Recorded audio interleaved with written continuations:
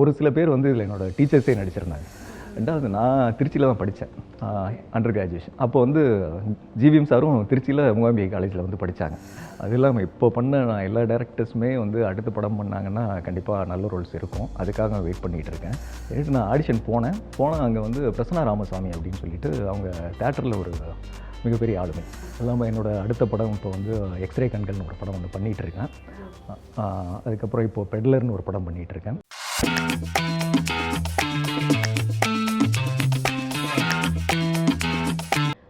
Welcome to the show spotlight viewers with me Vijay Sandhya. இன்னைக்கு நம்ம கூட யார் ஜாயின் பண்ணியிருக்காங்க அப்படின்னு பார்த்தீங்கன்னா, வெந்து தனி தந்து காடு, பிச்சைக்காரன், எமகாதகி, டைனோசர் இந்த படங்கள்லாம் நடிச்சிருக்க ஆக்டர் ஜெய்சந்த் தான் நம்ம கூட ஜாயின் பண்ணியிருக்காரு. வாங்க ஷோக்குள்ளே போகலாம். ஹாய் ஜெய்சந்த், வணக்கம். எப்படி இருக்கீங்க? வணக்கம், நல்லா இருக்கேன். நீங்கள் எப்படி இருக்கீங்க? நானும் நல்லா இருக்கேன். அண்ட் எப்படி போயிட்டு இருக்கு ஜர்னிலாம்? ஜர்னி ரொம்ப சூப்பராக போயிட்டுருக்கு. ஓகே. அண்ட் ரீசெண்டாக எமகாதகி படம் வேறு ரிலீஸ் ஆகிருந்தது. ஸோ அதில் வேறு நடிச்சிருக்கீங்க. எப்படி ஃபீல் பண்ணுறீங்க? அந்த ஜேர்னி வந்து எப்படி இருந்துச்சு? எமகாதகி ரொம்ப ஒரு ஸ்பெஷல் ஃபீல். ஏன்னா வந்து மேக்ஸிமம் ஆஃப் ஆர்டிஸ்ட் வந்து என்னோட தேட்டர் டீமில் வந்து பண்ண ஆர்டிஸ்ட். ஓகே. நான் முன்னாடி ஒரு 7 இயர்ஸ் வந்து தேட்டரில் பண்ணிகிட்டு இருந்தேன்.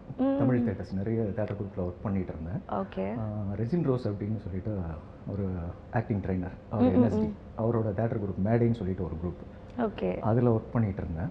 ஸோ அப்படி போயிட்டு இருக்கும்போது என்னோட தேட்டர் டீமில் ராகவன் சொல்லிட்டு ஒரு ஃப்ரெண்ட் இருந்தார். அவர் எமகாதகியில் ஃபஸ்ட்டு டைரக்ஷன் டீமில் ஒர்க் பண்ணிகிட்டு இருந்தார். அவர் படம் ஆரம்பிக்கிறதுக்கு ரொம்ப நாளைக்கு முன்னாடியே என்கிட்ட சொல்லிட்டு இருந்தார், ஒரு நல்ல படம் ஆரம்பிக்க போகிறோம், அதில் ஒரு நல்ல கேரக்டர் இருக்குது, ஸோ நீங்கள் கரெக்டாக இருப்பீங்க, நான் டேரக்டர்கிட்ட சொல்லியிருக்கேன், கண்டிப்பாக நீங்கள் பண்ணால் நல்லாயிருக்கும் அப்படின்னு எனக்கு ரொம்ப நாளாக முன்னாடி சொல்லிட்டு இருந்தார். பட் இந்த படத்துக்கு காஸ்டிங் டைரக்டரும் என்னோட டீச்சர் ரெஜின் தான். ஓகே. அவரும் அதில் இருக்கார், காஸ்டிங் டைரக்டரும். ஆமாம், இல்லை காஸ்டிங் டைரக்ட் படத்துக்கு காஸ்டிங் பண்ணார். பட் ஆர்டிஸ்ட்டாக அவர் பண்ணார். ஓகே. ஃபுல் ஆர்டிஸ்ட் அவர் தான் வந்து காஸ்டிங் பண்ணார். ஸோ வந்து எனக்கு வந்து ஈஸியாக என்ன கிடச்சிது. ஓகே. ஸோ அந்த ஜேர்னி ஸ்டார்ட் பண்ணும் போதுலேருந்து சரி, அதில் ப்ராசஸும் சரி, எல்லாமே ரொம்ப சூப்பராக இருந்துச்சு. ஓகே. அண்டு ஸ்டார்ட் பண்ண போகிறோம், இப்படி ஒரு படம் பண்ண போகிறோம்னு சொல்லிட்டு இருந்தாங்க. அது ஆல்மோஸ்ட் எவ்வளோ நாள் நீங்கள் அதுக்காக என்னெல்லாம் ப்ரிப்பேர் ஆனீங்க? ஸோ அந்த படத்துக்காக பேசிக்காக வந்து பார்த்தீங்கன்னா, இது எல்லாம் தேட்டர் ஆக்டர்ன்றதால அந்த ப்ராசஸ் வந்து ஈஸியாக வந்து அடாப்ட் பண்ணிட்டாங்க. ஏன்னா இதுக்கு முன்னாடி நாங்கள் ப்ளே பண்ணும் போதும் ஸ்ட்ரைட்டாக போய் ஸ்டேஜ் பண்ண முடியாது இல்லையா? ஸோ அதுக்குன்னு ஒரு ப்ராசஸ் இருக்கும், ரிஹர்சல்ஸ் இருக்கும், அதுக்கு நிறைய ப்ரிப்பரேஷன் இருக்கும். அது மாதிரி இந்த படத்துக்கு வந்து ப்ரிப்பரேஷன் வந்து நிறையா இருந்துச்சு. முன்னாடியே ஸ்கிரிப்ட் ரீடிங் இருந்துச்சு. ஓகே. அதுக்கப்புறம் எல்லா ஆக்டர்ஸ் காம்பினேஷன் இப்போ சீன்ஸ் இருந்ததுன்னா அந்த காம்பினேஷன் சீன்ஸ் வந்து ப்ராக்டிஸ் பண்ணி பார்த்தோம். ஸோ அந்த ப்ராசஸ் ஈஸியாக இருந்ததுனால ஸ்பாட்டில் போய் ஒர்க் அவுட் பண்ணுறதுக்கு இன்னும் ரொம்ப ஈஸியாக இருந்திருக்கும். நம்ம ப்ராக்டிஸ் பண்ணிட்டாலே அது ரொம்ப ஈஸியாக இருக்கும் இல்லையா? கண்டிப்பாக. ஓகே. அண்ட் எமகாதகி படத்தில் வந்து நிறைய பேர் நடிச்சிருக்காங்க. ஒரு 30 பேர்கிட்ட வந்து ஒரு மெயின் ரோலாக நடிச்சிருக்காங்க அப்படின்னு கேள்விப்பட்டேன். அந்த எக்ஸ்பீரியன்ஸ் எப்படி இருந்துச்சு? அவங்க கூட நடிக்கும் போது அது எப்படி இருந்துச்சு? இதில் டோட்டலாக ஒரு 32 ஓகே. 32 பேருமே வந்து மெயினான படத்தில் எல்லா சீனுமே வந்து இருப்பாங்க, அவங்களோட ப்ரெசன்ஸ் இருக்கும். பட் கேரக்டராக அவங்களுக்கு ஒரு போர்ஷன் டைலாக் இருந்தாலும் ரொம்ப இம்பார்ட்டண்ட்டாக இருக்கும். ஓகே. ஸோ அவங்களோட ஒர்க் பண்ணுற எக்ஸ்பீரியன்ஸ் வந்து ரொம்ப அமேசிங்காக இருந்தது. ஒரு சில பேர் வந்து இதில் என்னோட டீச்சர்ஸே நடிச்சிருந்தாங்க. உங்கள் டீச்சர்ஸே இதில் நடிச்சிருந்தாங்க? ஆமாம். இதில் பர்டிகுலராக இன்ஸ்பெக்டர் ரோல் பண்ணியிருப்பார் திருநாவுக்கரசு சார். அப்புறம் கார்த்திகேயன் சார் டாக்டராக பண்ணியிருப்பார். அவர் சுதன் இதில் என்னோட ஃப்ரெண்டாக மயில்னு சொல்லிட்டு ஒரு கேரக்டர் பண்ணியிருப்பார். இவங்கெல்லாம் நான் இன்ஸ்டியூட் படிக்கும் போது எனக்கு டீச்சர்ஸ். ஆமாம். ரெண்டாவது நான் தேட்டர் ப்ளே பண்ணும் போது அவங்க லைட்டிங்ஸ் வருவாங்க, ரிஹர்சல்ஸ்க்கு வருவாங்க. அதனால இன்னும் ஸ்பாட்டில் போகும்போது எனக்கு யாரையும் புதுசாக பார்க்குற மாதிரி தெரியல. எனக்கு வந்து ஒரு 30 டேஸ் எப்படி ஒரு ரெசிடென்சியல் ஒர்க் ஷாப் போனால் எப்படி இருக்கும் அந்த ஃபீல் தான். ஏன்னா நாங்கள் இருந்த இடமும் என்னது சொல்லுங்க. இதுதான் நான் கேட்கணும்னு நினச்சேன். ஏன்னா வந்து உங்கள் டைரக்டரும் வந்தார், அவரும் அதை பற்றி பெருசாக சொல்லலை, பட் ஜாலியாக இருந்துச்சு அப்படின்னாரு. ஸோ அதை பற்றி சொல்லுங்கள் ஃபர்ஸ்ட். அது ஒரு ஹாஸ்டல், தஞ்சாவூர் பக்கத்தில் ஒரு ஹாஸ்டல். டோட்டலாக க்ரூவுக்கும் ஆர்டிஸ்ட் எல்லாத்துக்குமே வந்து ஒரே பிளேஸ் தான். ஓகே. ஸ்டூடெண்ட் மாதிரி ஹாஸ்டலில் இருந்திருக்கீங்க? ஆமாம். ஒரு ஓகே 30 டேஸ் வந்து எங்களுக்கு வந்து ஒரு ரெசிடென்ஷியல் ஒர்க் ஷாப் போயிட்டு வந்த மாதிரி தான். இதில் சீனியர் ஆக்டர்னு பார்த்தீங்கன்னா ராஜு சார் இருந்தாங்க. ஓகே. அவங்க வந்து ஏற்கனவே நிறைய படங்கள் பண்ணியிருக்காங்க. இப்போது சிவகார்த்திகேயன் சார் கூட படம் பண்ணியிருந்தாங்க, அவங்களுக்கு அப்பாவா பண்ணியிருந்தாரு. கீதா கைலாசம் மேடம், இவங்கெல்லாம் சீனியர் ஆக்டர்ஸ் இருக்காங்க. இன்னும் எல்லா ஆக்டர்ஸுமே நிறைய படங்கள் பண்ணியிருக்காங்க. பட் எல்லாமே தேட்டர் பேக்ரவுண்ட் உள்ள. ஓகே. பட் நீங்கள் ஷூட்டிங் இல்லாத டைம் வந்து பார்த்தீங்கன்னா அந்த ஹாஸ்டலில் வந்து எங்களுக்கு ஒர்க் ஷாப் மாதிரி கிளாஸஸ்லாம் நடக்கும். அவர் ராஜு சார் கைட் பண்ணுவார். இது மாதிரி எங்களுக்குள்ளே நிறைய ப்ளே நடக்கும். அங்கேயே நாங்கள் ரிஹர்சல்ஸ் ப்ளே பண்ணி பார்ப்போம். ஸோ காலையில் வந்து பார்த்தீங்கன்னா ஒரு காலேஜில் எப்படி கேங்காக காலையில் ஃபர்ஸ்ட் 1 வீக் வந்து ஜாயின் பண்ணணும், மச்சான் காலையில் நம்ம ஜாகிங் போவோம் அப்படின்னு சொல்லிட்டு ஒரு டீம் ஜாகிங் போவாங்க, இன்னொரு டீம் வந்து வாக்கிங் போவாங்க. ஸோ வந்து ரொம்ப ஃபன்னாக இருந்துச்சு அந்த எக்ஸ்பீரியன்ஸே. ஒரு மாதிரி ஸ்டூடெண்ட்ஸ் மாதிரி போயிட்டு ஒரு ஜாலியாக ஃபன் பண்ணியிருக்கீங்க எனக்கு. ஓகே. உங்கள் டீச்சர்ஸுமே வந்து இதில் நடிச்சிருக்காங்க, லைக் ஒர்க் பண்ணியிருக்காங்க இல்லையா? ஸோ அவங்க வந்து இந்த படத்தில் வந்து நீங்கள் நடிக்கும் போதோ இல்லை சில விஷயங்கள் வந்து உங்களுக்கு ஓகே நீ இதை இன்னும் இம்ப்ரூவ் பண்ணிக்கோ, இதை இப்படி பண்ண அந்த மாதிரி கைட்லாம் பண்ணியிருக்காங்களா, கரெக்ஷன்ஸ்லாம் சொல்லியிருக்காங்களா? இந்த விஷயங்கள் வந்து ஸ்பாட்டில் நடக்கலை. பட் வந்து நாங்கள் ப்ரீவியஸாக ரிஹர்சல் போன டைம்லேயே வந்து எல்லாம் வந்து அந்த கேரக்டருக்கான பாடி லாங்குவேஜ், அந்த கேரக்டரைசேஷன் என்ன, அது எந்த அளவுக்கு பேசணும் அப்படிங்கிற விஷயம் வந்து இங்கேயே நம்ம ப்ராக்டிஸ் பண்ணதுனால ஸ்பாட்டில் போயிட்டு அந்த ஸ்பாட்டில் இருக்கிற ஒரு சில விஷயங்கள் அடாப்ட் பண்ண வேண்டிய விஷயங்கள் தான் கைட் பண்ணாங்க தவிர மற்றபடி அங்கே ஸ்பாட்டில் கரெக்ட் பண்ணுற அளவுக்கு யாருக்குமே இல்லை. நான் குறிப்பாக டேரக்டர் பெப்பினை சொல்லணும் அப்படின்னா அவருக்கு இந்த சீனில் பர்டிகுலராக என்ன வேணும், என்ன மீட்டர் வேணும் அப்படிங்கிற விஷயம் அவருக்கு நல்லா தெரியும். ஸோ அந்த மீட்டருக்கு மேலேயும் போகக்கூடாது, அந்த மீட்டருக்கு கீழேயும் போகக்கூடாது. ஸோ இது ஷூட் முடிஞ்சதுக்கப்புறம் எனக்கு டப்பிங்கில் இன்னும் கொஞ்சம் ஷூட்டை விட டப்பிங்கில் கொஞ்சம் இம்ப்ரூவ் பண்ண வேண்டியிருந்தது. டப்பிங்கில் இன்னும் ரொம்ப பெர்ஃபெக்ஷன் எதிர்பார்த்தாங்க. ஸோ அந்த டைமில் வந்து டைலாக் மாடுலேஷன் வந்து இந்த மாதிரி இன்னும் கொஞ்சம் ஹைட் பண்ணுங்க, இந்த சென்டென்ஸ் வந்து இந்த டைலாக் ஒரு பர்டிகுலர் டைலாக் இந்த மாடுலேஷனில் வேணும் அப்படின்னு சொன்ன விஷயங்கள் தான் தவிர ஸ்பாட்டில் வந்து அந்த மாதிரி ரொம்ப இம்ப்ரோவைசேஷன் இல்லை. ஆமாம். Okay, super. அண்ட் இது வந்து ஃபுல்லாக லைவ் லொக்கேஷனில் எடுத்ததில்ல, அந்த இடத்துல வந்து என்ன மாதிரியான விஷயங்கள்லாம் நடந்துச்சு? ஏன்னா மக்கள் லைவாக நிறைய பேர் பார்த்துருப்பாங்க, ஸோ அவங்க கூட நமக்கு ஒரு கனெக்ட் இருந்திருக்கும். ஸோ அதெல்லாம் எப்படி இருந்துச்சு உங்களுக்கு? இந்த படத்துக்கு அந்த ஊர் மக்கள் கொடுத்த கோஆப்ரேஷன் வந்து ரொம்ப பெரிய விஷயம். ஏன்னா 30 days வந்து ஒரு ஊரில் போய் நம்ம இருக்கோம், அதுவும் வந்து ஒரு டெத்து சீன்.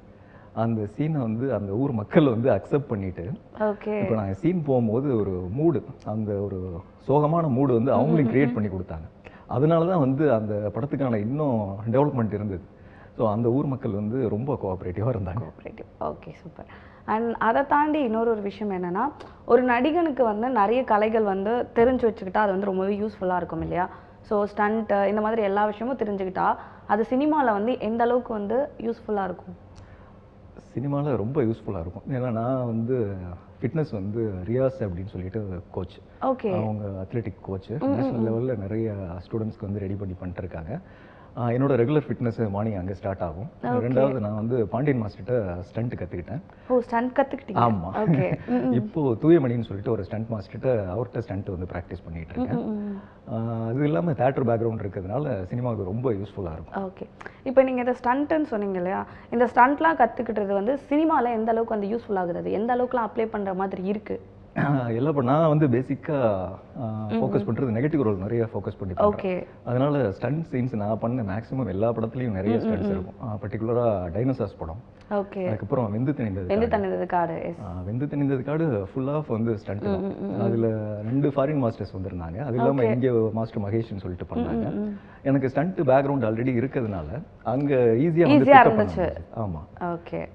அண்ட் வெந்து தணிந்தது காடு அப்படின்னு சொன்னால் தான் ஞாபகம் வருது. அந்த படத்துக்கு வந்து நீங்கள் உங்களை எப்படி ப்ரிப்பேர் பண்ணிக்கிட்டீங்க? ஸோ அந்த படத்தோட ஆடிஷன் எப்படி இருந்தது, எப்படி வந்து அந்த ப்ராசஸ் செலக்ட் ஆனீங்க? லைக் ஜிவிஎம் சார் என்னென்ன இன்புட்ஸ்லாம் கொடுத்தாரு, அதை பற்றி சொல்லுங்கள் எங்களுக்கு. வெந்து தணிந்தது காடு வந்து எனக்கு ஆக்சிடென்டலாக கிடைச்ச படம். ஏன்னா அதுக்கு முன்னாடி ஒரு ப்ராங்க் கால் என்னோட ஃப்ரெண்ட் சைடில் இருந்து இந்த மாதிரி ஜிவிஎம் சார் கால் ஆஃபீஸ்லேருந்து கால் உங்க ஃப்ரெண்ட்ஸ் பிராங்க் பண்ணுறாங்க. ஓகே, இந்த மாதிரி ஜிவிஎம் சார் ஆஃபீஸ்லேருந்து கால் பண்ணுறோம், உங்கள் ப்ரொஃபைல் வந்து பார்த்தோம், நல்லா இருந்துச்சு, ஒரு படம் வந்து ஸ்டார்ட் பண்ண போகிறோம், அதுக்கு வந்து கேரக்டர் ஒன்று ஃபிக்ஸ் பண்ணுறோம், ஓகே நீங்கள் வந்துருங்க. நான் உடனே பரப்பா சார், சூப்பர் சார். ஏன்னா நான் வந்து அதுக்கு முன்னாடி ஒரு 2 years முன்னாடி ஆஃபீஸ்க்கு வந்து ப்ரொஃபைல் அனுப்பியிருந்தேன். அவங்களுக்கு அனுப்பியிருந்தேன். ஸோ இது ஃப்ரெண்ட்ஸ்க்கு தெரியுமா? ஃப்ரெண்ட்ஸ்க்கு தெரியும்.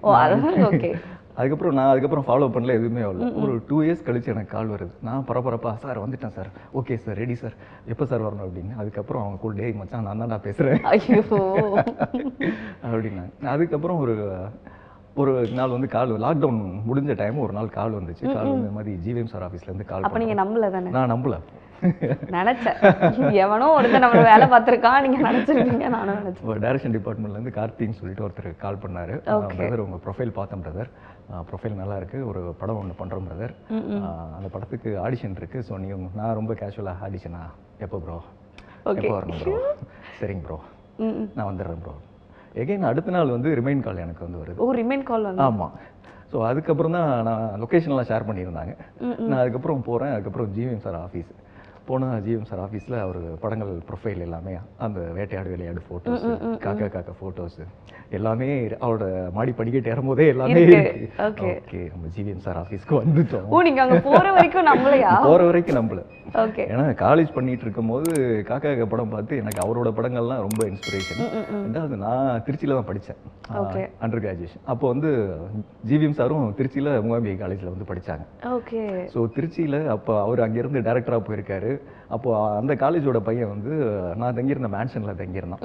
அப்போ வந்து அவன் வந்து எங்க காலேஜில் வந்து ஜிவிஎம் படிச்சிருக்காரு, உங்க காலேஜில் யாரா படிச்சா? ஓ அப்படி கெத்தா சொல்லிட்டு சொல்லிட்டு இருந்தேன்.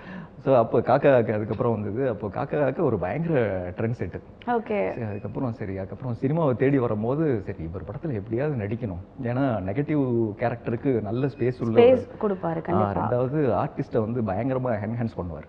ஸோ இவர் படத்தில் எப்படியாவது நடிக்கணும் அப்படின்னு சொல்லிட்டு ராயப்பேட்டில் அவர் ஆஃபீஸ்க்கு போய் அப்ரோச் பண்ணேன். நான் போகும்போது அவர் அப்போ காரில் போனார்.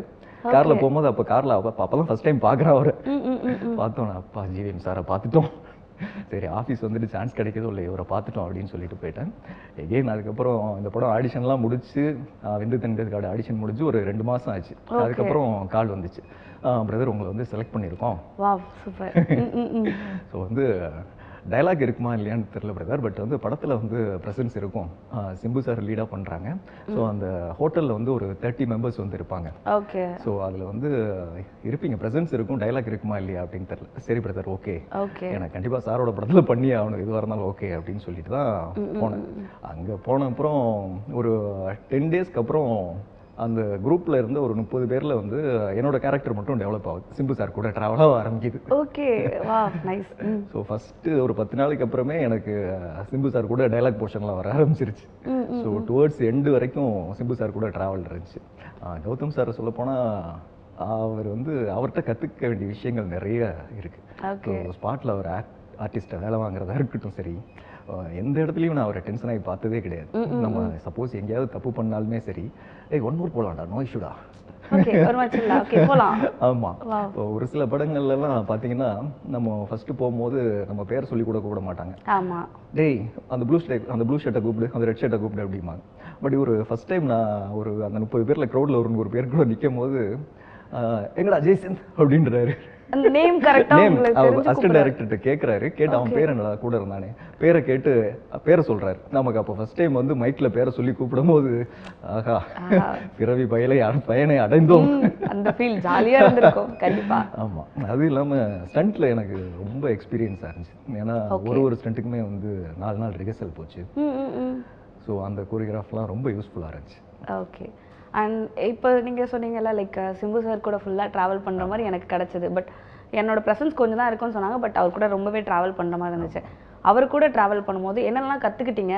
அண்ட் சிம்பு சார் வந்து எப்படி இருப்பார் ஸ்பாட்டில், நீங்கள் கற்றுக்கிட்ட விஷயம் என்ன? அவர் ஏதாவது சொல்லியிருக்காரா, உங்ககிட்ட பேசியிருக்காரா? சூப்பர். ஏன்னா நிறைய சொல்லியிருக்காரு. நான் வந்து வெளியில் இருக்கும் போது சிம்பு சார் பற்றி கேள்விப்பட்ட விஷயங்கள் ஒன்று. ஏன்னா இதுக்கு முன்னாடி ஃப்ரெண்ட்ஸும் வந்து சிம்பு சார் கூட படங்கள் பண்ணியிருக்காங்க. அப்போ வந்து அவங்க சொல்லும் போது டேய் சிம்பு சார்கிட்ட எதுவும் டைலாக் பேசும்போது தப்பு பண்ண அவ்வளோதான் முடிஞ்சு, இனிமேல் சான்ஸே கிடைக்காது, இப்பெல்லாம் பயமுறுத்தி வச்சுட்டாங்க அப்படிங்கிற ஒரு பயம் தான் இருந்துச்சு. எனக்கு ஃபர்ஸ்ட் டே வந்து டைலாக் ஒரு 10 டேஸ்க்கு அப்புறம் மும்பையில் ஷூட்டு. ஃபர்ஸ்ட் டே வந்து டைலாக் போர்ஷன் சிம்பு சார், நான் அப்புறம் இன்னொரு ஆர்டிஸ்ட் 3 பேர் ஆட்டோவில் ட்ராவல் பண்ணுற மாதிரி. சிம்பு சார் ஃபர்ஸ்ட் கொலை பண்ணுறதுக்காக நாங்கள் தான் கூப்பிட்டு போவோம். நாதன் சொல்லிட்டு கோ டைரக்டர் அவர் டைலாக் கொடுத்துட்டாரு. அவர் திருநெல்வேலி, எனக்கு நேட்டிவ் திருநெல்வேலின்றதால கொஞ்சம் ஸ்லாங் வந்து எனக்கு அந்த ஸ்லாங் செட் ஆகிடுது. ஆமாம், அப்போ சொல்லும் போது டே நல்லா பண்ணிடுறே அப்படின்னாங்க.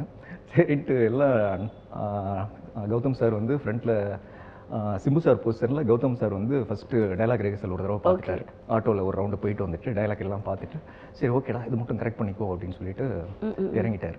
ஃப்ரண்ட்டில் கேமராமேன், அப்புறம் கௌதம் சார் உட்கார ஆட்டோவில் இடம் இல்லை. சரின்ட்டு சிம்பு சார் அப்புறம் பக்கத்தில் இன்னொரு ஆர்டிஸ்ட், நான் இந்த பக்கம் ஆக்ஷன் சொல்லிட்டாங்க. ஆட்டோ மூவ் ஆயிடுச்சு. மூவ் ஆனோன்னா நான் இன்னைக்கு இந்த டேக்கில் ஒரு டேக்கில் எப்படியாவது முடிச்சாகணும் அப்படின்னு சொன்னோடனே ஆக்ஷன் சொன்னோன்னே கட்டன்னு டைலாக் அடிச்சிட்டேன். அப்பாடா டைலாக் முடிஞ்சு ஓகே அப்படின்னு சொல்லிட்டு ஆட்டோ திரும்பி வந்து பொசிஷன் நிற்கிது. கௌதம் சார் வந்து பார்க்குறாரு மானிட்டர். பார்த்தா ஸ்டார்ட் பண்ணோன்னே லைட்டு, செட் ப்ராப்பர்ட்டி எல்லாமே அதில் இருக்குது ஃப்ரேமில். ஓகே. ஏன்னா நான் கொஞ்சம் தூரம் போயிட்டு டைலாக் எடுக்கணும். பட் நான் பயத்தில் வந்து டைலாக் முன்னாடி டக்குன்னு நம்ம முடிச்சிடுறோம்டா டப்பு டப்புன்னு ஒரு டேக்லேயே அப்படின்ற ஒரு இதில் பண்ணிட்டு இருக்கீங்க. டக்குன்னு எடுத்தோடனே நான் பார்த்தோன்னே ஃப்ரேமை பார்த்தோன்னே முடிஞ்சிடறான் நம்ம சாப்டர், இதுக்கு மேலே இனிமேல் டைலாகே வராது நமக்கு படத்தில். ஓகே பயந்துட்டு இருந்தேன். அங்கேருந்து சில்லா சார் வந்தார், டேய் ஒன் மோர் போயிடலாம்டா, அது கொஞ்சம் தள்ளி மூட்டை எடு, மற்ற எல்லாம் கரெக்டாக இருக்குது அப்படின்னு. செகண்ட் மறுபடி செகண்ட் டேக் போகிறாங்க. எனக்கு பயம், ஐயோ இந்த தடவை மிஸ் ஆனால் முடிஞ்சு அப்படின்ட்டு. சிம்பு சார் வந்து என்னை சில் பண்ணுறாரு, டேய் வெயிட் பண்ணு, நானே ஆக்ஷன் சொல்கிறேன். ஓகே நான் எப்போ ஆக்ஷன் சொல்கிறேனோ அப்போ டைலாக் ஸ்டார்ட் பண்ணு, அதுக்கப்புறம் நான் எப்போ கட் சொல்கிறேனோ அப்போ முடிச்சுக்க அப்படின்னாரு.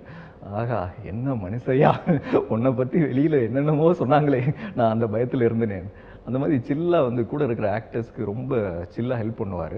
கிளைமேக்ஸ் ஸ்டண்ட் வந்து அவரோட ஒரு பிட், அவரை கத்தியில் குத்த வர மாதிரி ஒரு சீன், அதுக்குமே வந்து ரொம்ப ஹெல்ப் பண்ணார். அந்த கத்தி மூவ் பண்ணுறது, அந்த கிக் பண்ணுறது எல்லாமே வந்து எப்படி பண்ணணும் அப்படிங்கிற சொல்லி கொடுத்தாரு. ஆமாம் அவரே சொல்லி கொடுத்தாரு. ஓகே இப்போ ஆல்மோஸ்ட் நீங்கள் டேக் போனாலுமே வந்து லைக் இல்லை இப்படின்னு கொஞ்சம் ஒரு மாதிரி சால்வாக ஒரு மாதிரி சைலண்ட்டாக கைண்டாக சொல்லியிருக்காங்க கரெக்டாக. ஓகே அண்ட் அதை தாண்டி வந்து ஜிவிஎம் சார் வந்து எப்படி இருப்பார் செட் ஸ்பாட்லலாம் வந்து லைக் அவர் சொல்லி கொடுக்குற விதம் எப்படி இருக்கும், எல்லாருக்கும் கைட் பண்ணுற விதம் எப்படி இருக்கும்? ரொம்ப சில்லாக இருக்கும். அவர் எந்த இடத்துலையுமே சொன்னல, எந்த இடத்துலையுமே அவர் வந்து டென்ஷனே ஆக மாட்டார். அவர் வந்து இப்போ 2 மணிக்கு ஷூட் அப்படின்னா 1:50க்கு வருவார். வந்து அதுக்கப்புறம் நைட்டு 10 மணி வரைக்கும் போனால் அந்த 10 மணி வரைக்கும் அவர் உட்காந்து நான் என்றைக்குமே பார்த்ததில்லை. Oh my god. ஓகே துருன்ட்டு ஒர்க் பண்ணுவார். எந்த டெக்னீஷியனையுமே அவர் திட்டி பார்த்ததில்லை. ஆர்டிஸ்ட்டையும் அந்த மாதிரி தான், எதுவுமே சொல்ல மாட்டார். சப்போஸ் ஒரு டேக் மிஸ் ஆனாலும் இன்னொரு டேக் போகலாம். அந்த சாங் இன்டர்வல் பிளாக் ஸ்டண்ட்டு வந்து சிங்கிள் ஷாட்டில் பண்ணோம். சிங்கிள் ஷாட்டில். Okay single shot. அதுக்கு முன்னாடி மல்லிப்பூ சாங்கு அதுவுமே வந்து சிங்கிள் ஷாட். ஸோ அதுக்கு முன்னாடி 3 நாள் ரிஹர்சல் இருந்தது எங்களுக்கு. ஆனால் அந்த ஸ்பாட்டில் வந்து பார்த்தீங்கன்னாலும் அதுவும் கொஞ்சம் ஃபஸ்ட்டு 2 டேக் வந்து கொஞ்சம் டெக்னிக்கல் ஃபால்ட்டால் ப்ராப்ளம் ஆச்சு. அப்பயுமே வந்து சில்லாக தான் இருந்தார். போகலாம் ஒன் மோர் போகலாம். சிம்பு சாருமே அப்படி தான், போகலாம் ரெடி ஒன் மோர் போயிடலாம். ஓகே அந்த மாதிரி எல்லாமே ஜிவிஎம் சார் செட்டில் எல்லாமே ரொம்ப சில்லு தான், யாருமே அங்கே டென்ஷன் ஆக மாட்டாங்க. Okay super. அண்ட் வந்து ஆல்மோஸ்ட் எத்தனை நாள் அங்கே நீங்கள் ஷூட் பண்ணி வந்து தனது காடு படத்தில் எவ்வளோ நாள் ட்ராவல் பண்ணீங்க அவங்க கூட? நான் ஒரு 40 days ட்ராவல் பண்ணேன். 40 days. ஆமாம். ஓகே அப்போ நீங்கள் சிம்பு சார்கிட்டையும் ஜிவிஎம் சார்கிட்டையும் ஒரு சில விஷயங்கள் கற்றுட்ருப்பீங்க இல்லையா? ஆமாம். ஸோ என்ன விஷயங்கள் கற்றுக்கிட்டீங்க? குறிப்பாக வந்து இப்போ ஜிவிஎம் சார்ட்ட வந்து அவரோட ட்ரெஸ்ஸிங் ஸ்டைல் வந்து ஓகே அவரோட அவர் எப்பவுமே வந்து ஒரு மாதிரி மாசா கிளாஸ். ஆமாம் அவரோட மேனரிசமே வந்து ஒரு சூப்பராக இருக்கும் பார்க்குறதுக்கு. அந்த விஷயங்கள் கற்றுக்கலாம். ரெண்டாவது வந்து பாடி ஷேமிங் அப்படின்ற விஷயம் வந்து அவர் படத்தில் இருக்காது. எந்த கேரக்டருமே வந்து பாடி ஷேமிங் பண்ண மாட்டார். எனக்கு வந்து ஒரு பர்டிகுலர் சீனில் வந்து நான் வந்து டிஷர்ட் ரிமூவ் பண்ணோம். அப்போ ஒரு கொலை பண்ணிட்டு அந்த சிம்பு சார் கூட ஆட்டோவில் போகிற சீனில் ஒருத்தர் கொலை பண்ணிவிட்டு அந்த பிளட்டெல்லாம் வந்து என்னோட ஷர்ட்டில் இருக்கும். அப்போ வந்து அந்த டிஷர்ட்டை கழட்டி கத்தியெல்லாம் உள்ள வச்சு தூக்கி போடணும். அப்போ வந்து அவர் வந்து ஜிவிஎம் சார் வந்து என்கிட்ட கேட்குறாரு, டிஷர்ட் கலக்கலாமாடா, ஒன்றும் பிரச்சனை இல்லையா, கம்ஃபர்டபுளாக தானே இருப்பேன் அப்படின்றாரு. அவ்வளோ பெரிய டைரக்டர் வந்து நமக்கு கைண்டாக கேட்குறாரு. இது நினச்சா அவர் யாரை அசிஸ்டன்ட் டைரக்டர் விட்டு கேட்க விடலாம், இல்லை வேற யாராவது விட்டு கேட்க விடலாம். அவர் வந்து என்கிட்ட கேட்குறாரு இந்த மாதிரி சார். ஸோ அந்த மாதிரி அவர்கிட்ட நிறைய விஷயங்கள் கற்றுக்கலாம். அந்த டிசிப்ளின், பஞ்சுவாலிட்டி இதெல்லாம் அவர்கிட்ட நிறைய கற்றுக்கலாம். சூப்பர். அண்ட் சிம்பு சார்கிட்ட எனக்கு பெருசாக பழகலை. ஸோ வந்து அவர்கிட்ட வந்து அந்த படம் வந்து பார்க்கும்போது அவர் வந்து ஒரு ரொம்ப அமைதியான நிலையில் இருப்பார், சைலண்ட்டாக. ஏன்னா நாங்கள் கிட்டத்தட்ட ஒரு 35 ஆக்டர்ஸ் வந்து அந்த ஹோட்டலில் வேலை பார்ப்போம். எல்லாமே தேட்டர் பேக்ரவுண்ட் ஆக்டர்ஸ் தான். அது தவிர இன்னும் 2-3 ஆர்டிஸ்ட்டு. இந்த 40 பேரில் அவர் திடீர்னு எங்கே சிம்பு சார்னா தேடணும், எங்கே இருக்கார் அப்படின்னு பார்த்தா அந்த மூலையில் எங்கேயாவது உட்காந்துருப்பார். அவ்வளோ அமைதியாக இருப்பார். சூப்பர். அண்ட் நீங்கள் நிறைய படங்கள் நடிச்சிருக்கீங்க. ஸோ நீங்கள் நடித்த படங்கள்லேயே உங்களுக்கு பிடிச்ச படம்னா என்ன சொல்லுவீங்க? ரொம்ப உங்களோட கேரக்டரே வந்து லைக் பார்த்தோன்னே கெஸ் பண்ணுற அளவுக்கு நல்லா இருக்க படம் அப்படின்னா நீங்கள் என்ன சொல்லுவீங்க? ஒர்க் பண்ண எல்லா படங்களுமே ஒரு விஷயம் வந்து நல்லா கேதர் பண்ணியிருக்கேன். எல்லா படங்களுமே கொஞ்சம் இம்பார்ட்டன்ட் ரோல் தான் பண்ணியிருக்கேன். கேடி கருப்புதுரையாக இருக்கட்டும், ரிப்பபரி, வெந்து தணிந்தது காடு, சூப்பர் டூப்பர், கார்த்திகேயனும், காணாமல் போன காதலியும், இப்போ யமகாதகி வரைக்குமே வந்து எல்லா இதுலேயுமே கொஞ்சம் இம்பார்ட்டன்ட் ரோல் பண்ணியிருக்கேன். பட் வந்து வெந்து தணிந்தது காடுக்கு அப்புறம் கொஞ்சம் கிராஃப் வந்து ஆர்டிஸ்டாக இன்னும் கிராஃப் வந்து கொஞ்சம் இம்ப்ரூவ்மெண்ட் இருக்கு. ஆமாம், அதனால எனக்கு ஸ்பெஷல் வந்து வெந்து தணிந்தது காடு. அதுக்கப்புறம் பிச்சைக்காரன் 2. ஆல்வேஸ் வந்து யமகாதகி வந்து இன்னும் ஸ்பெஷல். ஏன்னா ஒரு டீம் கூட தெரிஞ்ச ஃப்ரெண்ட்ஸ் அண்ட் ஃபேமிலி கூட ஒரு படம் பண்ணிட்டு வந்த சந்தோஷம். அண்ட் ஆல்மோஸ்ட் இத்தனை படங்கள் பண்ணியிருக்கீங்க. இத்தனை படங்களில் வந்து எந்த படத்தில் வந்து ரொம்பவே உங்களை அந்த கேரக்டருக்கு ரெடி பண்ணிக்கிறதுக்கோ லைக் சில விஷயத்துக்கோ ஸ்ட்ரகிள் பண்ணீங்கன்னா எந்த படம் சொல்வீங்க? கஷ்டமா இருந்தது அப்படின்னா என்ன படம்? அது வந்து டைனோசார். டைனோசார். ஆமாம். அது வந்து என்னன்னா ஒரு ஸ்டண்ட் இன்டர்வல் பிளாக் ஒரு 20 மினிட்ஸ் வந்து ஹீரோ சேஸ் பண்ணுறது. ஓகே. அது ஃபுல்லாகவே ஆக்ஷன் பிளாக். ஏன்னா நாங்கள் அதுக்கு முன்னாடி ரிஹர்சல் என்ன தான் பார்த்தாலும் ஆன் ஸ்பாட் வந்து அது எண்ணூரில் லொக்கேஷன். ஓகே. அப்போ வந்து ஒரு மே மாதம்.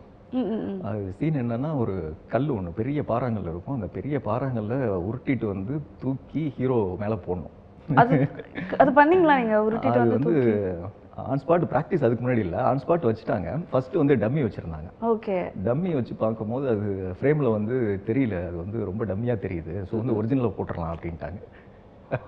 Oh my god. Okay. Original நான் வந்து அவ்வளோ வெயிட் இருக்கும் அப்படின்னு ஃபீல் பண்ணல. எல்லாம் ஹரிபரியில் ரெடி போகலாம், டேக் போகலாம், கமான்னாங்க. நான் ஃபஸ்ட்டு அந்த கல்லை வந்து கீழே இருந்து தூக்கணும். சரி, நம்ம தான் தக்கையே தூக்கிட்டோமே, இது என்ன வெயிட்டா இருக்க போதுன்னு நினைச்சு தூக்கிட்டீங்களோ? கீழே வந்து ஒரு 4 கல் முட்டு கொடுத்து வச்சிருப்பாங்க. கேமரா வந்து லோ ஆங்கிள் இருக்கும். ஓகே. ஸோ வந்து அந்த பில்டப் ஷாட் எடுக்கிறாங்க. நான் வந்து கல் வெயிட் அவ்வளோலாம் ஃபீல் பண்ணி இருக்காது அப்படின்னு நினச்சிட்டு இருந்தேன். அந்த கல்லை எடுத்தோன்னே ஹோல் வெயிட் என்னோட கையில் இறங்கிருச்சு. Oh my god. ஒரு 150 கிலோ இருக்கும் அது. ஓகே. இறங்கி ஷாட் முடிச்சு பார்த்தா இந்த கை விரல் ஃபுல்லாக போயிடுச்சு, இதுவும் போயிடுச்சு. இது காலையில் ஃபஸ்ட்டு ஷாட்டு. ஒரு 7 மணிக்கு ஸ்டார்ட் பண்ணாங்க. 7 மணிக்கே கை ஃபுல் டேமேஜ். இதுவரை சாயங்காலம் 6 மணி வரைக்கும் நான் ஃபுல்லாக அதை கண்டினியூ ஆகிட்டே இருக்கணும். நீங்கள் அந்த படம் பார்த்தீங்கன்னா தெரியும், அந்த கல்லை உருட்டும் போது என்னோட ஃபுல் கை அதில் இருக்காது. இப்படியே தான் பிடிச்சி தள்ளிட்டு இருப்பேன் அது. அது ரொம்ப அது பெயினாக இருந்துச்சு. ரெண்டாவது அது ஸ்டன்னர் ஷாம் அப்படின்னு சொல்லிட்டு ஸ்டண்ட் மாஸ்டர், அவர் இறுதி சுற்றுல வந்து அவார்ட் வின்னர். ஓகே. ஸோ அவரோட ஸ்டண்ட் வந்து ஸ்டைல் வந்து பார்த்தீங்கன்னா ரொம்ப டிஃபிகல்ட்டாக இருக்கும். பட் ஃப்ரேமில் நீங்கள் பார்த்தீங்கன்னா ரொம்ப சூப்பராக இருக்கும். ஓகே. ஸோ அந்த படம் ஒரு சீனுக்குமே வந்து எல்லாமே கஷ்டப்பட்டாங்க. நான் இல்லை, எல்லா ஃபைட்டர்ஸுமே. ஸோ சேசிங் வந்து காலையில் ஆரம்பித்தோம்னா ஈவினிங் வரைக்கும் ஓடிக்கிட்டே இருப்போம். ஓகே. இன்னும் அந்த ஷீஷோரில் ஓடுவோம். ஆக்ஷன் பிளாக்கும் அப்படிதான். எண்டில் வந்து அந்த கல்லை தூக்குறப்போ அங்கேருந்து ஒரு கல் வந்து என்னோட ஃபேஸில் வந்து அடிக்கும். ஆமாம். ஸோ அது வந்து ரொம்ப கஷ்டமாக இருந்துச்சு. ரெண்டாவது எனக்கு ஸ்டண்ட் ரொம்ப என்ஜாயபுளாக இருக்கிறதுனால நான் அது ஒரு நாள் என்ஜாய் பண்ணி தான் பண்ணேன். Okay, super. அண்ட் ஆல்மோஸ்ட் இத்தனை படங்கள் பண்ணியிருக்கீங்க. பட் இருந்தாலும் வந்து நமக்கு ஒரு ஆசை இருக்கும், இந்த ஒரு கதாபாத்திரம், இந்த ஒரு கேரக்டர் வந்து நான் பண்ணணும். அது நெகட்டிவ் ரோலாக இருக்கலாம், இல்லை காமெடியனாக இருக்கலாம், இல்லை ஹீரோவாக இருக்கலாம், ஹீரோக்கு ஃப்ரெண்ட்ஸாக இருக்கலாம். இந்த மாதிரி உங்களுக்கு ட்ரீம் ரோல்னால் என்ன சொல்லுவீங்க? எனக்கு நெகட்டிவ் ரோல்ஸ் பண்ணுறதுக்கு ரொம்ப பிடிக்கும். Okay. So again GVM sir படம் பண்ணி அதில் ஜிவிஎம் சார் படத்தில் நெகட்டிவ் ரோல் வந்து கண்டிப்பாக பண்ணும். அது இல்லாமல் இப்போ பண்ண நான் எல்லா டேரக்டர்ஸுமே வந்து அடுத்த படம் பண்ணாங்கன்னா கண்டிப்பாக நல்ல ரோல்ஸ் இருக்கும். அதுக்காக வெயிட் பண்ணிகிட்டு இருக்கேன். அதுவும் இல்லாமல் நான் மோர் தென் ஒரு 100 மேலே ஷார்ட் ஃபிலிம்ஸ் நிறைய பண்ணிட்டேன். ஓ, 100 மேலே? ஆமாம். சூப்பர். ஸோ நான் இன்ஸ்டியூட் முடிச்சுட்டு வரும்போது அப்புறம் எல்விபி அகாடமியில் ஸ்டூடெண்ட்ஸ் ப்ராஜெக்ட்ஸ் நிறைய பண்ண ஆரம்பித்தேன். அதுவும் இல்லாமல் ஃபிலிம் இன்ஸ்டியூட் ப்ராஜெக்ட், அப்புறம் எனக்குன்னு சொல்லிட்டு என்னோட ஃப்ரெண்ட்ஸ் டீம் இருக்குது. ஸோ இதில் நிறைய ஷார்ட் ஃபிலிம் பண்ண ஆரம்பித்தேன். இப்போ அவங்க டீமை அடுத்து ஸ்டார்ட் பண்ணாலுமே எனக்கு நைட் ரோல்ஸ் நல்ல ரோல்ஸ் பண்ணுவேன். சூப்பர். அண்ட் லைக் இவ்வளோ படங்கள் பண்ணி இவ்வளோ ஒர்க் பண்ணிக்கிங்க, அண்ட் ஆட், ஷார்ட் ஃபிலிம்ஸ் இதெல்லாம் தாண்டி இந்த ஜேர்னி வந்து எங்கேருந்து ஸ்டார்ட் ஆச்சு? சினிமாக்குள்ளே எப்படி இன்ட்ரெஸ்ட் வந்துச்சு, எங்கேருந்து ஸ்டார்ட் ஆச்சு? சினிமா ஸ்டார்ட் பண்ணும்போது எனக்கு ஐடியா இல்லை. ஓகே. ஸ்கூல் டைம்லேயும் சரி, காலேஜ் டைம்லேயும் சரி, நான் பிஜி முடிக்கும் போது அந்த டைமில் தான் வந்து என்னோடய ஃப்ரெண்டு மூலிமா சென்னையில் அவங்க ஃபேமிலியில் ஒருத்தங்க இருக்காங்க சினிமாவில். ஓகே. நான் ட்ரை பண்ண போகிறேன்டா அப்படின்னு சொல்லிட்டு அவன் போனான். அவன் காலேஜ் முடிச்சுட்டு அவன் வேலைக்கு போயிட்டான். பட் எனக்கு வந்து அந்த ஃபயர் இருந்துகிட்டே இருந்துச்சு. ஓகே. சினிமா எப்படியாவது ட்ரை பண்ணணும் அப்படின்னு சொல்லிட்டு நான் காலேஜ் முடிச்சுட்டு அதுக்கப்புறம் நம்ம ப்ராப்பர் கைடன்ஸ் இல்லை, சரின்ட்டு பெங்களூருக்கு வேலை தேட போயிட்டேன். பட் எனக்கு உள்ள ஒரு சொல்லிக்கிட்டே இருக்குது, சென்னைக்கு போ, சினிமா அப்படின்னு சொல்லிட்டு. சரி, சென்னை வந்து என்ன பண்ணலாம் அப்படின்னு சொல்லிட்டு வீட்டில் சினிமானா கண்டிப்பாக வந்து விட மாட்டாங்க. சரி, சென்னையில் போஸ்ட் பிஜி அப்ளை பண்ணுறேன் அப்படின்னு சொல்லிட்டு இங்கே போஸ்ட் பிஜி அப்ளை பண்ணிவிட்டு சென்னைக்கு படிக்க போகிறேன் அப்படின்னு சொல்லிட்டு வந்துட்டு சரி இங்கே சர்வைவலுக்கு வந்து ஏதாவது வேலை பார்க்கணுமே. நான் இப்போ பெங்களூரில் இருக்கும்போது என்னோட ஃப்ரெண்டு வந்து பெங்களூரில் என்ன வேலை பார்த்துட்டு இருந்தீங்க? அங்கே வேலை தேடிட்டு இருந்தீங்க. அங்கேருந்து நீங்கள் வந்துட்டீங்க அப்போ சென்னைக்கு? ஓகே. சென்னைக்கு வந்துட்டேன். வரும்போதே வந்து என்னோட ஃப்ரெண்டு வந்து இந்த மாதிரி ஒரு கம்பெனியில் வந்து மைக்ரோபாலஜிஸ்ட் வேலை இருக்குடா, ஓகே, நீ ஜாயின் பண்ணிக்கோ, உன்னோட இதுக்கும் கேரியருக்கும் யூஸ்ஃபுல்லாக இருக்கும், ட்ரை பண்ணலாம் அப்படின்னு சொல்லிட்டு சரின்ட்டு நான் சென்னை அட்ரஸ் வாங்கிட்டு வரேன். சென்னையில் வந்து சாலிகிராமம் அட்ரஸ் கொடுத்தாங்க. ஓகே. அப்போது சாலிகிராமம் எங்கள் வடபழனியில் இறங்கி நடந்து போகிறேன். அப்படி ஏவிஎம் ஸ்டுடியோ பார்க்குறேன். அதுக்கப்புறம் Dandapani sir, SPB sir studio பார்க்குறேன். அவங்க கொடுத்த அட்ரஸ் வந்து கற்பகம் ஸ்டுடியோ. ஓகே. நான் வந்து ஏதோ சரி ஃபோட்டோ ஸ்டுடியோவாக இருக்கும் அப்படின்னு போனால் ஓகே, சொல்லுங்க சொல்லுங்க. அது வந்து ஒரு ஃபிலிம் செட்டு ஸ்டுடியோ. ஓகே, ஸ்டுடியோனோட நீங்க ஏதோ ஒரு ஃபோட்டோ ஸ்டுடியோ. ஊர்ல இருந்து எனக்கு நமக்கு தெரிஞ்சது ஏவிஎம் ஸ்டுடியோ அப்போ பிரபலமா ஆமா, தெரியும். பேசிக்கா அப்ப எல்லாருக்கும் அதான் தெரியும். ஆமா, ஏன்னா அதுதான் சினிமாவில் நம்ம சினிமா பார்க்கும்போது அந்த குளோப் காப்பாங்க, ஏவிஎம் ஸ்டுடியோ தெரியும். மற்ற ஸ்டுடியோ பேர்லாம் பெருசா தெரியாது. ஏதாவது அட்ரஸ் கொடுத்தாங்க, கற்பகம் ஸ்டுடியோ, கற்பக மக்வா, இந்த மாதிரி மைக்ரோபாலஜி, அங்கே கான்டாக்ட் நம்பர் அப்படி கொடுத்துருந்தாங்க. ஓகே, அங்கே போனோம் வரிசையாக. அப்போ ஏவிஎம் ஸ்டுடியோ முன்னாடி வாட்ச் பண்ணிட்டு இருந்தாரு. ஆனால் இந்த மாதிரி கற்பகம் ஸ்டுடியோங்க, போப்பா அந்த நேரம் போனால் வரும் கொஞ்சம் தூரத்தில் அப்படின்னாங்க. அந்த பக்கம் கொஞ்சம் தூரம் போனேன். அப்புறம் எஸ்பிபி சார் ஸ்டுடியோ இருந்தது அங்கே. அங்கே போனேன், அங்கே கேட்டேன், இல்லை தம்பி அந்த ஆப்போசிட்டில் இருக்கு பாருங்க, அங்கே போங்க அப்படின்னாங்க. என்னடா இந்த ஸ்டுடியோ கண்டுபிடிக்க முடியாது போலே அப்படின்னு. ஓகே, அங்கே போனால் இதுதான் தம்பி கற்பகம் ஸ்டுடியோ அப்படின்னாங்க. இதுவா அப்படின்ட்டு உள்ளே போனால் உள்ள ஃபிலிம் ஷூட்டிங், சீரியல் ஷூட்டிங் எல்லாம் போயிட்டு இருக்கு.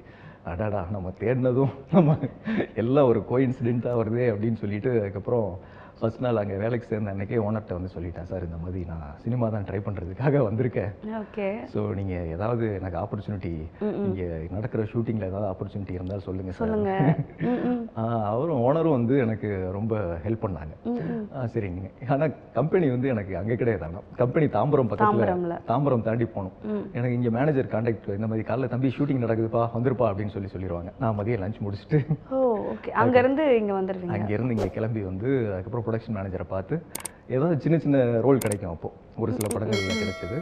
அதுக்கப்புறம் ஃப்ரெண்ட்ஸ் கூட பேசிகிட்டு இருக்கும்போது எனக்கு தேட்டரை பற்றின அவேர்னஸ் கிடையாது அப்போது. ஓகே, ஸோ அவங்க வந்து இந்த மாதிரி தேட்டர்லாம் பண்ணுறா, ரொம்ப யூஸ்ஃபுல்லாக இருக்கும் அப்படின்னு சொன்னாங்க. தேட்ரு என்ன தேட்ரு எனக்கு ஒன்றும் தெரியல அப்போது. அப்போது என்னோட ரூம்மேட் வந்து ஒரு ரெப்யூட்டட் சேனலில் வந்து ஒர்க் பண்ணிட்டு இருந்தார். அப்போ அந்த சேனலில் வந்து ஒரு தேட்டர் ஷோவுக்கு வந்து ஆடிஷன் வந்து பண்ணாங்க. ஓகே, இந்த மாதிரி எங்கள் சேனலில் வந்து ஒரு ப்ரோக்ராம் வந்து போகுது, அந்த ப்ரோக்ராமுக்கு ஆடிஷன் எடுக்கிறாங்க, அது தேட்டர் டீம் செலக்ட் பண்ணுவாங்க. ஸோ அங்கே செலக்ட் ஆகிட்டீங்க அப்படின்னா ஒரு 3 மாதம் ப்ராஜெக்ட் இருக்கும் அப்படின்னாங்க. சரிட்டு நான் ஆடிஷன் போனால் அங்கே வந்து பிரசன்னா ராமசாமி அப்படின்னு சொல்லிட்டு அவங்க தேட்டரில் ஒரு மிகப்பெரிய ஆளுமை. ஓகே, எனக்கு அவங்க ஹிஸ்ட்ரிலாம் தெரியாது. அப்போது நான் ஆடிஷன் நார்மலாக கொடுத்தப்போ அது வந்து ஒரு பர்சனாலிட்டி பிளே. ஓகே, நான் அந்த பிளேல வந்து என்னோட லுக்கும் அவங்க செலக்ட் பண்ணி வச்சிருந்த கேரக்டரும் ஓரளவு மேட்ச் ஆயிடுச்சு. ஸோ என்னை வந்து அதில் செலக்ட் பண்ணிட்டாங்க. ஸோ ஒரு 3 மாதம் வந்து அவங்க டீமில் வந்து ஒர்க் பண்ணுறதுக்கான ஒரு மிகப்பெரிய ஆப்பர்ச்சுனிட்டி. அதில் தேட்டருக்கான ஒரு ரெஸ்பான்சிபிலிட்டி, ஒரு ஆக்டருக்கான ரெஸ்பான்சிபிலிட்டி, இதெல்லாம் கற்றுக்கிறதுக்கான ஸ்கோப் நிறைய இருந்துச்சு. ஸோ அங்கேருந்து தான் தேட்டருக்கான ட்ராவல் வந்து ஆரம்பிச்சிது. ஸோ அப்படியே அங்கேருந்து ஞானிகிட்ட இருந்து ரெஜின் சார் இருந்து திரு சார்ட்ட இருந்து அறிவழகன், அதுக்கப்புறம் கார்த்திகேயன் சார், அந்த மாதிரி நிறைய தேட்டருக்கான இது கிடைச்சதுனால ஒரு 7 வருஷம் வந்து நான் தேட்டர்லேயே தான் ட்ராவல் 7 இயர்ஸ் தேட்டர். ஆமாம், தமிழ் தேட்டர் குரூப்லேயே தான் ஒர்க் பண்ணிட்டு இருந்தேன். ஸோ இப்படி தான் என்னோட சினிமா ஜேர்னியும் தேட்டர் ஜேர்னியும் வந்து இப்படி தான் ஆரம்பிச்சு கடைசியில் சூப்பர். இல்லாமல் என்னோட அடுத்த படம் இப்போ வந்து எக்ஸ்ரே கண்கள்னு ஒரு படம் ஒன்று பண்ணிட்டு இருக்கேன். அதுக்கப்புறம் இப்போ பெட்லர்னு ஒரு படம் பண்ணிட்டு இருக்கேன். இன்னும் வரப்போகிற படங்களும் சப்போர்ட் பண்ணுங்க, யமகாதைக்கு சப்போர்ட் பண்ணுங்க. கண்டிப்பாக. And thank you so much for coming. And நிறைய இன்ட்ரெஸ்டிங்கான விஷயங்களை சொன்னீங்க. ரொம்பவே ஹாப்பியாக இருக்குது உங்கள் விஷயங்கள் கேட்டதுக்கப்புறமா. தேங்க்யூ. என்ன நேயர்களே, இன்னைக்கு ஷோ பார்த்துருப்பீங்கன்னு நினைக்கிறேன். ரொம்பவே சூப்பராக போயிருக்கோம். இதே மாதிரி சூப்பரான ஷோவில் நான் வந்து உங்களை மீட் பண்ணுறேன். Until then, bye bye from Sandhya. Tata.